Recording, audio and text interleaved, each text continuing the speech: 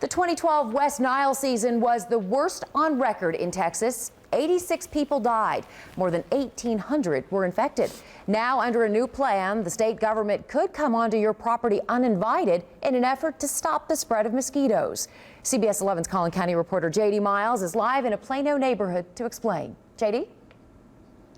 Karen, there's a bill in the legislature that, get this, would allow authorities to forego any kind of search warrant and simply walk on private property like this vacant home if there's a problem with mosquitoes and they need to spray. Now, while that may help in the war against West Nile virus, some say it's an encroachment on our most sacred rights. Stagnant pond behind this vacant West Plano home is notorious for mosquitoes.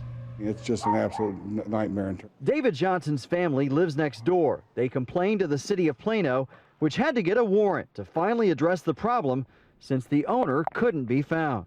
It took months of notices on the door before any action was taken, and then a bill now in the Texas Senate would allow authorities to legally trespass on private property to treat stagnant water if it is, quote, reasonably presumed to be abandoned or that is uninhabited.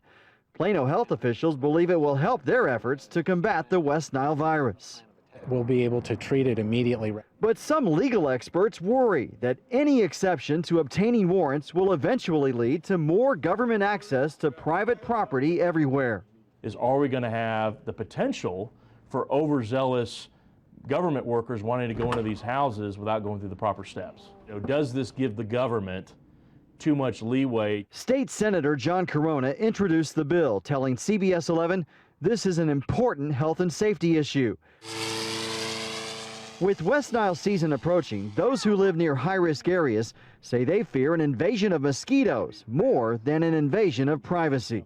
health comes first.